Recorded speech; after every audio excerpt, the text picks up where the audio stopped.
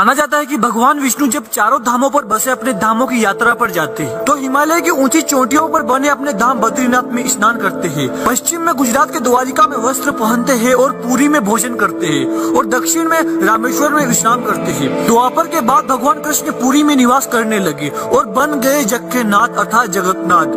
पुरी का जगन्नाथ धाम 4 धामों में से एक है। यहाँ भगवान जगन्नाथ बड़े भाई बलदेव जी और बहन सुभद्रा जी के साथ विराजते हैं। हेलो दोस्तों, नमस्कार। आज का वीडियो अपना होने वाला है भगवान जगन्नाथ के बारे में। आखिरकार क्यों कहा जाता है उनको जग के नाथ जगन्नाथ। तो चलते हैं कहानी की ओर। हिंदुओं की प्राचीन और पवित्र 7 नगरियों में पूरी उड़ीसा राज्य के समुद्री तट पर बसा है। जगन्नाथ मंदिर विष्णु के 8वें अवतार श्री कृष्ण को समर्पित है। भारत के पूर्व में बंगाल की खाड़ी के पूर्वी छोर पर बसी पवित्र नगरी पूरी उड़ीसा की राजधानी भुवनेश्वर से थोड़ी दूर पर है। आज का उड़ीसा प्राचीन काल में उत्कल प्रदेश के नाम से जाना जाता था।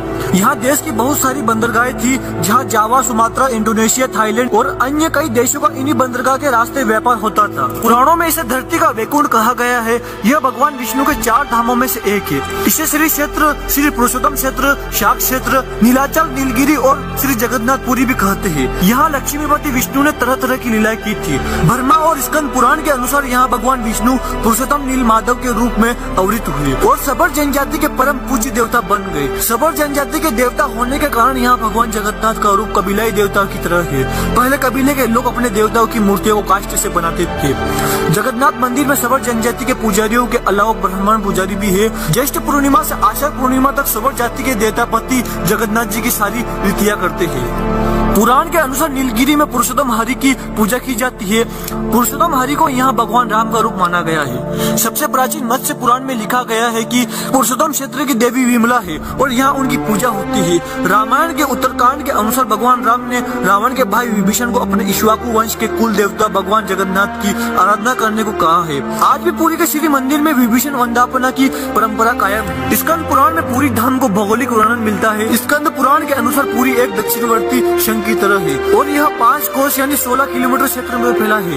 माना जाता है कि इसका लगभग 2 कोस क्षेत्र बंगाल की खाड़ी में डूब चुका है। इसका उद्धार है समुद्र की सुनहरी रेत जिसे महोदधी का पवित्र जल धोता रहता है। सिर वाला क्षेत्र पश्चिम दिशा में है जिसकी रक्षा महादेव करते हैं। शंख के दूसरे घेरे में शिव का दूसरा रूप ब्रह्मा कपाल मोचन विराजमान है। माना जाता है कि भगवान ब्रह्मा का एक सिर महादेव की हथेली से चिपक गया था और वह यहीं आकर गिरा था। तभी से यहाँ पर महादेव की ब्रह्मा रूप में पूजा करते हैं। शंख के तीसरे व्रत में माँ विमला और नाभि स्थल में भगवान जगन्नाथ रथ सिंहासन पर विराजमान है।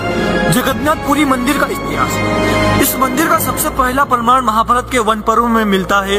कहा जाता है कि सबसे पहले सबर आदिवासी विश्ववसु ने नीलमाधव के रूप में इनकी पूजा की थी। आज भी पुरी के मंदिरों में कई सेवक है जिन्हें देवतापति के नाम से जाना जाता है। राजा इंद्रयुमन ने बनवाया था यहाँ मंदिर। राजा इंद्रयुमन मालवा का राजा था जिनके पिता का नाम भारत और माता सुमति था। राजा इंद्रयुमन मालवा का राजा था जिनके पिता का नाम भारत और माता का नाम सुमति था। राजा इंद्रयुमन को सपने में हुए थे जगन्नाथ के दर्शन। कई ग्रंथों में राजा इंद्रयुमन और उनके यज्ञ के बारे में विस्तार से लिखा गया है। उन्होंने यहाँ कई विशाल यज्ञ किए और एक सरोवर भी बनवाया। एक रात भगवान विष्णु ने उनको सपने में दर्शन दिए और कहा, नीलाचल पर्वत की एक गुफा में मेरी एक मूर्ति है, उसे नीलमाधव कहते हैं। तुम एक मंदिर बनवाकर उसमें मेरी यह मूर्ति स्थापित कर दो। राजा ने अपने सेवकों को नीलाचल पर्वत की खोज में भेजा। उनमें से एक था ब्राह्मण विद्यापति।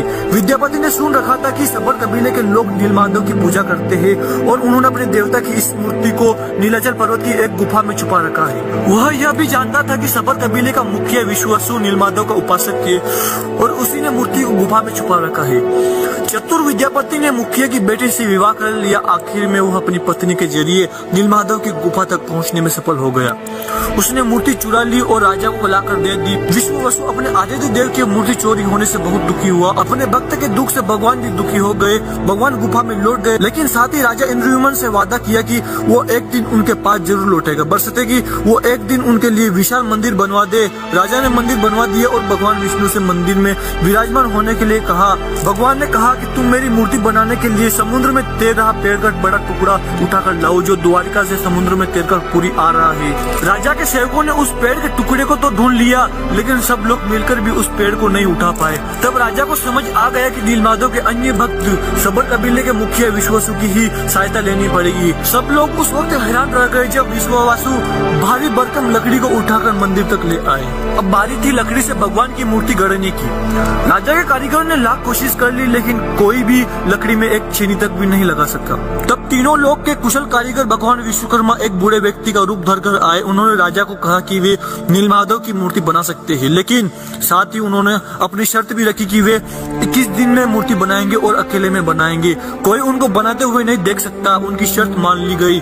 लोगों को आरी छेनी हथौड़ी की आवाजें आती रही। राजा इंद्रविमन की रानी गुड़ीचा अपने को रोक नहीं पाई। वह दरवाजे के पास गई तो उसे कोई आवाज नहीं सुनाई दी। उसे लगा बूढ़ा कारीगर मर गया। उसने राजा को उसकी सूचना दी। अंदर से कोई आवाज सुनाई नहीं दे रही थी तो राजा को भी ऐसा ही लगा। सभी शर्तों और चेतावनियों को दरकिनार करते हुए राजा ने कमरे का दरवाजा खोलने का आदेश दिया। जैसे कमरा खोला गया तो बूढ़ा व्यक्ति गायब था और उसमें 3 अधूरी मूर्तियां मिली। भगवान नीलमाधव और उनके भाई के छोटे छोटे हाथ बने थे, लेकिन उनकी टांगे नहीं, जबकि सुभद्रा जी के हाथ पांव बना ही नहीं गए थे। राजा ने इसे भगवान की इच्छा मानकर इन्हीं अधूरी मूर्तियों को स्थापित कर दिया। तब से लेकर आज तक तीनों भाई बहन इसी रूप में विराजमान है।